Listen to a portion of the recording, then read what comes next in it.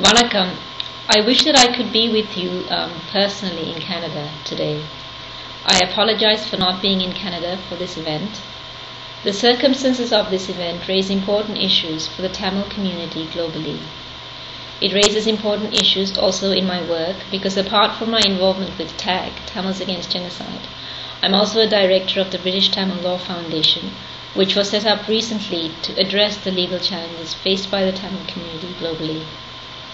The context of my talk today is the ongoing legal battle of a Canadian citizen born in Tamil Eelam who is seeking to prove his innocence against charges brought against him by the United States government.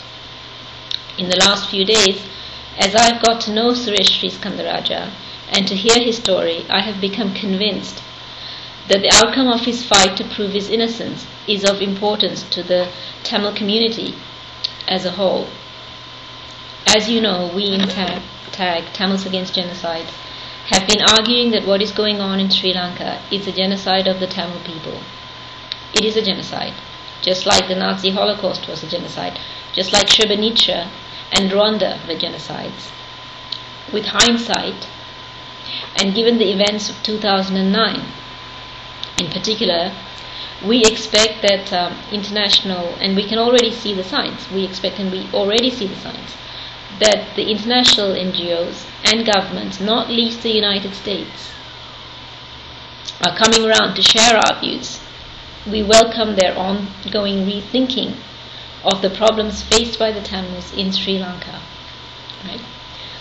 But meanwhile, in the context of decades of unrelenting oppression by Sri Lanka and genocide during the later stages of the Norwegian peace process, and in the certainty that an escalation of the genocidal process would come to the Tamil people, as indeed it did in 2009, thousands of Tamils came forward to help the Tamil people in Tamil Eelam. Suresh was just one of them. Help for the Tamils of the Vanni, for example, was rendered by many thousands of diaspora Tamils in many different ways, in many different fields.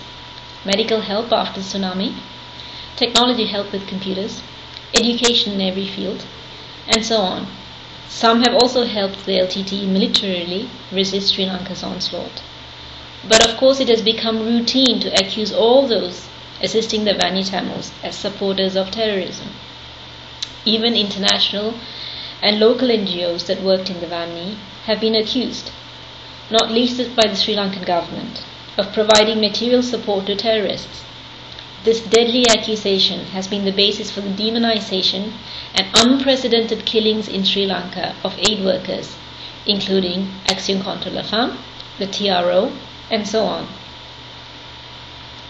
So as a direct consequence of his efforts to help his people, Suresh stands accused of a crime in the United States, namely material support for a proscribed organization.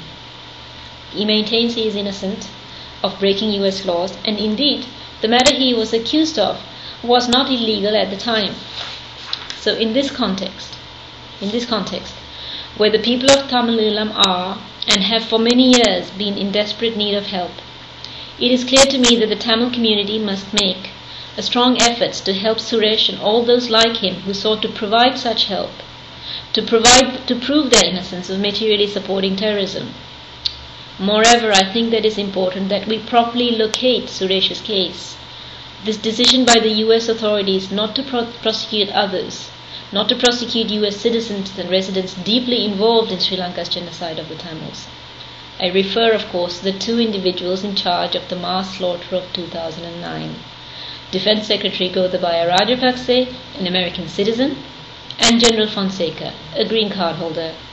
Now this week, Amnesty International released their 2010 report. It focuses on the politicization of justice, and in particular on the tragedy of the 300,000 Tamil civilians that were attacked in the so-called safe zone by Sri Lanka. The International Crisis Group has estimated over 30,000 Tamil civilians have been killed in the first 6 months of 2009 alone, most of them in the so-called safe zones, the vast majority of them directly by the Sri Lankan armed forces. Gordon Weiss, the former UN representative, has estimated 40,000 Tamil civilian deaths, and we have not talked about the severely injured, the amputated, the raped, the tortured, All this by Sri Lankan government forces. We have not talked about the incarceration of over 300,000 Tamils in camps following the war, and deaths in those camps, and rape as well as torture in those camps. Now these numbers dwarf the 8,000 or so figures of the genocide in the safe zone in Srebrenica, even though the overall populations of Bosnian Muslims and the Sri Lankan Tamils is very similar. So Amnesty International crucially identifies the major obstacles to justice globally as follows. Powerful states manipulate the law. They shielding their allies from scrutiny and pushing for accountability only when politically expedient. In so doing, they provide a pretext for other states or blocks of states to politicize justice in the same way. See, the Justice Department's decision this year to prosecute Suresh on, as I understand it, the mere existence of emails and research of non-lethal technology stands in contrast to its decision not to pursue the case in TAG's view an open and shut case against Fonseca and Gotabaya for war crimes. See, TAG submitted a 1,000-page plus model indictment for genocide in February 2009 to the US Justice Department. But if the Justice Department had acted then many tens of thousands of lives would have been saved for sure,